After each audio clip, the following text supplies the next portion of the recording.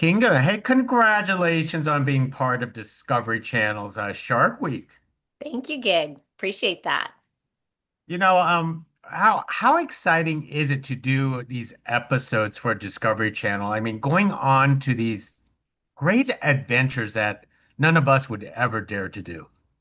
Oh, I think you might dare to do them, but you're right. They are great adventures. And one of the best things about these episodes is that they're not just a standard TV episode. They truly feel like an expedition. And you are surrounded by people who love sharks and who are some of the coolest, saltiest, most fun humans on the planet who really push the envelope on this type of work. So it is always an adventure and it's always unexpected because you don't know what you're going to get. Now, I've read into your background because you did a little acting, you did some journalism, and now it's like you're a shark expert. So I want to know, how did you get to this point? What started this fascination with sharks with you? For me, it was the movie Jaws and a tendency towards like that journalistic wanting questions answered. So when I watched Jaws, I was really scared. And then I thought, why am I scared? I need to get to the bottom of this. So I went shark diving and realized that sharks are completely different than the way media portrays them. And I started working with a nonprofit called Shark Allies. And most of the work that I've done, I have a background in journalism and anthropology. So most of my shows were travel and adventure and nature. And Shark Week was kind of the next step, and I really wanted to be a part of it. Good thing you actually brought that up because it has been 50 years since Jaws actually came out. So when you watch, either we watch Jaws or any of these shark movies that periodically comes up every year, what do you think of them now? It's funny because as shark allies, we have really leaned into a lot of these shark films and how much money sharks make for Hollywood. They're incredibly lucrative. And you've got the Megs and, the Blake Lively show, and there's just so many different shark shows. And I personally, I love them because I understand that they're fictionalized or they're meant to entertain. So I think that they're really fun and they play into people's fascination with sharks. What is the biggest misconception about sharks that you learned that us audiences believe, but it's totally untrue? I think people don't understand that sharks have very distinct personalities.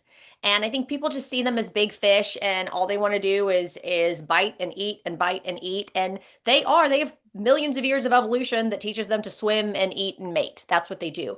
But just like dogs or cats, different sharks have different personalities. And when you're in the water with them, that becomes really apparent. And that's a fun thing and something people really don't understand unless they're actually around them. Now there's a couple episodes that ironically, as we're talking about that, like caught Shark Strike Back or Attack of the Devil Shark. It almost makes it sounds like we should be afraid of it, especially like I'm watching these episodes. I feel like I'm afraid of sharks, but truthfully, we shouldn't be, right? This is what I think Discovery does so well is they play into the fun and the entertainment and the drama of it. So a lot of times, and before I was part of Shark Week, and even sometimes now I'm like, ooh, those titles are really dramatic. But I also understand that they're meant to be fun and entice and entertain, and people love that. And then you really kind of sneak in the knowledge and the information and the science in there as well. So here's the reality about sharks. Should we be afraid of sharks? Sharks are fundamentally large apex predators that exist in an environment where we don't really belong and we can't survive. And they're very large and have very sharp teeth. So when people say, I'm afraid of sharks, I'm like, I don't blame you. That's not the wrong answer at all. I think where it becomes nuanced is when people assume that all sharks want to do is they want to eat us and kill us, and they're just like waiting for the next person to go surfing so they can get us. And that's obviously not true, or we wouldn't have any surfers left, or I wouldn't be here. But they're also not cuddly little hamsters. So they deserve our respect. And in order to be safe around them, I think you do have to understand that they are apex predators. Well, you certainly reverse course with a some episode called Dancing with the Sharks. I mean, tell us about that episode and how, you try to create this sort of like warm and fuzzy feeling with sharks. Well, again, I think this is why Discovery is so fun because you've got Attack of the Devil Shark and then you've got Dancing with Sharks, and it's all true. So, with Dancing with Sharks, why that one is so special is you have these amazing shark handlers, excuse me, these incredible shark handlers who are some of the best in the world, and they are essentially working with these sharks. And they bring them in, there's a bait box, they bring them in, and then they move with them super fluidly. So, it's not so much as selling the idea that these sharks are totally harmless because if they make a wrong move, you're going to be counting your fingers. But it's the idea that these sharks are truly interactive with us in a way that you wouldn't get from many other apex predators. You're not going to be dancing with polar bears or even dancing with wild elephants because you're not going to make it out of there. So there is something really interesting in the way sharks react to us.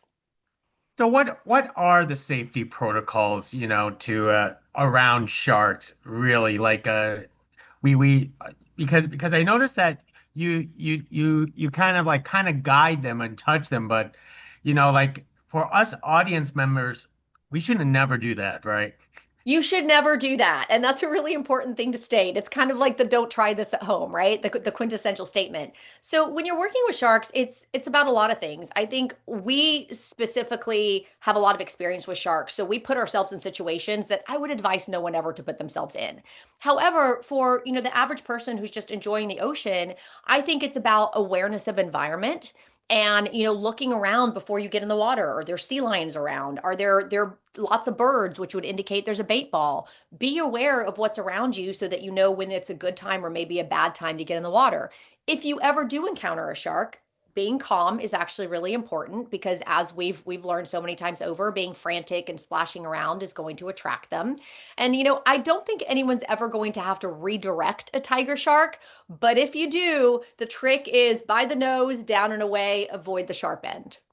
So it's not like like encountering a bear in the forest where we try to like act like we're a bigger predator or punch it in the nose or play dead. Well, actually, you are right about some of that because sharks, they're dominant by size. And we're also not on the menu for them. So a lot of times if I'm free diving and there's a tiger shark and you're flat in the water, we'll balance out and we'll go vertical so the shark can see us because they're really not that interested in us. But they might be curious, so they might still come into you. Now, one of the things with sharks is definitely that you need to be dominant. So, just like you're not going to run from a bear, you shouldn't swim away from a shark. In fact, you should swim towards it because then you're establishing dominance. Always make eye contact with the shark because they are ambush stalking predators. So make sure that it does not sneak up behind you and then stay as calm as you can and exit the situation. And Kinga, I saw a lot of your videos and photos on Instagram and so on. Tell us why you're such a nature lover yourself. I think it's nature versus nurture, right? And for me, it's both. I think I was just born as someone who loved being outdoors, and I actually prefer to be camping in the wilderness by myself than, going out and being at a fancy restaurant. And my parents were both outdoors people, and they took us around, and that's just how I was raised. So I'm actually going camping tomorrow night because I love the zen of it. Well, let me wrap it up with one last question. And you know, Shark Week, Shark Month, all these shark stuff, we've been fascinated for the past 50 years. What do you think is the fascination that why we love sharks so much? I think it's the mystery of sharks. Like you said, most people are never going to see a shark in real life. So it's this elusive, incredible creature that lives in a foreign environment that is not very hospitable to us. And they are very large, and in some ways, they are scary and they are dangerous. So people kind of have this almost train wreck fascination, but at the same time, they are majestic and beautiful and intriguing. And we don't have all the answers about them. People have never seen a great white shark mate or give birth. Like the fact that there are still things on this planet that we don't know, that is intriguing in and of itself. So I think there are a lot of layers to why people love sharks. Have you seen a great white shark give birth? No, no. The closest is Carlos Gauna filmed one from his drone, and it looks like it was a newly born great white shark, but no one's ever actually seen it. Wow. You know what? This is why you are in the ocean and we get to watch you in the ocean too, so that we could actually learn off of you. So, Kinga, thank you very much for Thank speaking you. to us about Shark Week. Thank you so much, Gig. Thank you.